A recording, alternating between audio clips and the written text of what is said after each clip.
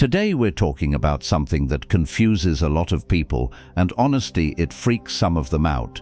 The 144,000 mentioned in the Bible, some say they're the only ones going to heaven, others think it's just symbolic, and some believe they're already left out. But here's the real question: does this number actually limit who gets saved, or have we missed something far more powerful and far more inclusive? In this video, we are going to explore about our only 144,000 people going to heaven according to the Bible. So watch till the end, because I'm going to reveal the hidden truth about 44,000 people. Revelation 7 says 144,000 people will be sealed by God, 12,000 from each of the 12 tribes of Israel. That sounds very specific and very exclusive. And over the years, this single number has been misunderstood, misused, and even weaponized. Some groups say only 144,000 people will go to heaven. Others suggest it's a spiritual elite, those who are extra pure, extra faithful, extra special, and suddenly you start asking yourself, am I good enough? Am I on the list? Am I already too late? But here's the thing, we can't just stop at the number. We have to ask what's really going on here. The number 144,000 is only mentioned in two places, Revelation 7 and Revelation 14. But these verses have triggered all sorts of theories. To understand the truth, we need to go deeper than fear or fantasy. Let's first break down Revelation 7. John sees angels holding back destruction. Then another angel comes to seal the servants of God on their foreheads. The number sealed, 144,000, 12,000 from each of the 12 tribes of Israel. Sounds exact, but is it literal? Most biblical scholars agree it's symbolic. Even the list of tribes is different from the traditional Old Testament listing. Judah is listed first instead of Reuben. Dan is missing. Levi, which usually doesn't receive land, is included. Joseph is listed alongside his son Manasseh, while Ephraim is excluded. Why? Because this isn't about literal fleshly Israel, it's about spiritual Israel, the church, the body of believers in Christ. Galatians 3:26 through 29 tells us that those who are in Christ are Abraham's seed and heirs according to the promise. Romans 9:6 through 8 reminds us that not all who are descended from Israel are truly Israel. Philippians 3:3 boldly declares that Christians are the true circumcision. And in Galatians 6:16, they're called the Israel of God. So this group, the 144,000, symbolizes the full number of God's people, not literally counted, but spiritually complete. The number itself is built from rich divine symbolism: 12 tribes, 12 apostles, crest 1,000, a number of totality and fulfillment. In Revelation 14, these 144,000 stand with the Lamb on Mount Zion. And Mount Zion, as we're told in Hebrews 12:22-24, is not a mountain of stone, it's the church, a heavenly reality. They have the Father's name written on their foreheads, a seal of God's ownership, and a public declaration of their loyalty.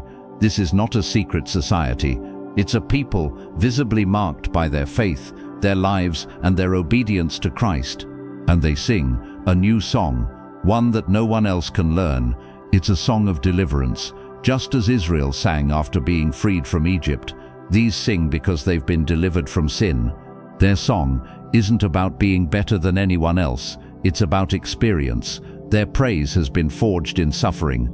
But here's the turning point. Right after John hears the number 144,000, he sees something completely different. A multitude too large to count. From every nation, every language, every background, they're standing before the throne too. This is the rest of us, the global body of believers, the countless faithful who've been washed in the blood of the Lamb. They didn't earn their spot, they were redeemed, just like you and me.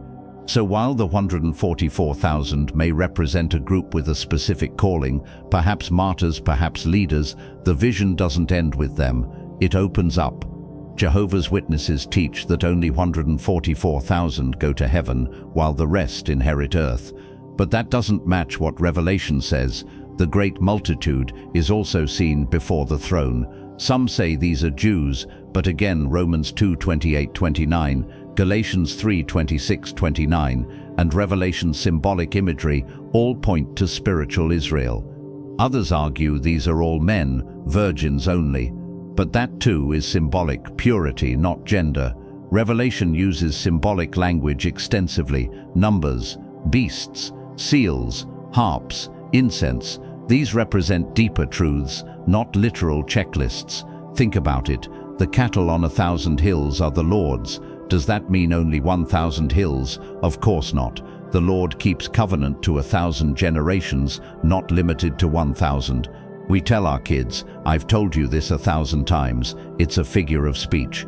In a highly figurative book like Revelation, why take one number literally?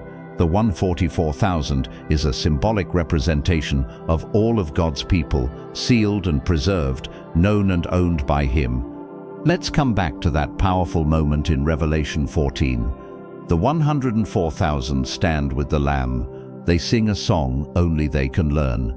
It's personal, it's hard-won. They've endured, they've resisted evil, they've stayed pure in a world dripping with compromise.